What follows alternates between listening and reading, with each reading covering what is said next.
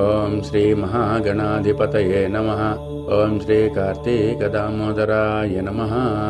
15వ రోజు పారాయణ. అంతటి జనక మహారాజుతో వశిష్ఠ మహాముని, జనక, కార్తీక మహాత్మ్యమును గూర్చి ఎంత వివరించనను పూర్తి కానేరదు. కానీ మరి ఒక ఇతిహాసము తెలియచెప్పెదను, శ్రద్ధగా వినుము. ఈ కార్తీక మాసములో హరినామ సంకీర్తనలు వినుట, చేయుట, శివకేశవులొద్ద దీపారాధన చేయుట, పురాణమును చదువుట లేక వినుట, సాయంత్రము దేవతా దర్శనము చేయలేని వారు కాలసూత్రమునడి నరకమును బడి కొట్టుమిట్టాడుదురు. కార్తీక శుద్ధ ద్వాదశి దినమున మనసారా శ్రీహరిని పూజించిన వారికి అక్షయ పుణ్యము కలుగును. శ్రీమన్నారాయణుని గంధపుష్పాదులతో అక్షించి ధూపదీప నైవేద్యములు ఇచ్చిన ఎడల విశేష ఫలము పొందగలరు. ఈ విధముగా నెల రోజులు విడువక చేసిన ఎడల అట్టివారు దేవదందుబులు మోగుచుండగా విమానమునకెక్కి వైకుంఠమునకు పోవుదురు. నెల రోజులు చేయలేని వారు కార్తీక శుద్ధ త్రయోదశి, చతుర్దశి, పౌర్ణిమ రోజునందైన నిష్ఠతో పూజలు చేసి ఆవునీతితో దీపముంచవలెను. ఈ మహాకార్తీక మాసములో ఆవు పాలు పితికినంతసేపు దీపం ఉంచిన ఎడల మరుజన్మలో బ్రాహ్మణునిగా జన్మించును. ఇతరులు ఉంచిన దీపము ఎగద్రోసి వృద్ధి చేసిన ఎడల లేక ఆరిపోయిన దీపం వెలిగించిన ఎడల అట్టివారల సమస్త పాపములు హరించును. అందుకు ఒక కథ గలదు అని వశిష్ఠుల వారు ఇట్లు చెప్పుచున్నారు. సరస్వతీ నదీ తీరమున శిథిలమైన దేవాలయం ఒకటి ఉన్నది. కర్మనిష్ఠుడనే దయార్థ హృదయుడగు ఒక యోగి పుంగవుడు ఆ దేవాలయమునకు వచ్చి కార్తీక మాసమంతయు అచటనే గడిపి పురాణ పఠనము చేయుచు ఆ పాడుపడిన దేవాలయమును శుభ్రముగా ఊడ్చి నీళ్లతో కడిగి బొట్లు పెట్టి పక్క గ్రామమునకు వెళ్లి ప్రమిదలు తెచ్చి దూదితో ఒత్తులు చేసి 12 దీపములుంచి స్వామిని పూజించుచు నిష్ఠతో పురాణము చదువుచుండెను. ఈ విధముగా కార్తీక మాసం ప్రారంభం నుంచి చేయుచుండెను. ఒక రోజున ఒక మూషికము ఆ దేవాలయంలో ప్రవేశించి నలుమూలలా వెదికి తినటానికి ఏమీ దొరకనందున అక్కడ ఆరిపోయున్న ఒత్తిని తినుదామనుకొని నోట కరుచుకొని ఆ పక్కనున్న దీపం వద్ద ఆగిపోయెను.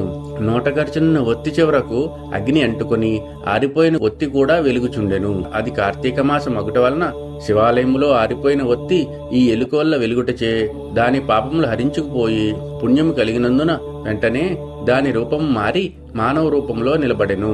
ధ్యాననిష్టలోనున్న యోగి పుంగవుడు తన కన్నులను తెరిచి చూడగా ప్రక్కనొక మానవుడు నిలబడియుండుటను గమనించి, ఓహో, నీవెవ్వరవు, ఎందుకిట్లు నిలబడియుంటివి అని ప్రశ్నించగా, అయ్యా, నేను మూషికమ్మును. రాత్రి నేను ఆహారం వెదుక్కుంటూ ఈ దేవాలయంలో ప్రవేశించి ఇక్కడ కూడా ఏమీ దొరకనందున నెయ్యి వాసనలతో ఆరిపోయున్న ఒత్తిని తినవలనని దానిని నోట కరిచి ప్రక్కనున్న దీపం చెంత నిలబడి ఉండగా నా అదృష్టం కొద్దీ ఆ ఒత్తి వెలుగుటచే నా పాపములు పోయినందును కాబోలు వెంటనే పూర్వజన్మం ఎత్తి తిని. కానీ ఓ మహానుభావ, నేను ఎందుకీ మూషిక జన్మం ఎత్తవలసి వచ్చును, దానికి గల కారణమేమిటో విశదీకరింపుమని కోరెను. అంతటి యోగీశ్వరుడు ఆశ్చర్యపడి తన దివ్య దృష్టిచే సర్వము తెలుసుకుని, ఓయి, కిందటి జన్మలో నీవు బ్రాహ్మణుడవు, నీ పేరు బాహ్లీకుడు, నీవు జైనమత వంశానికి చెందినవాడవు.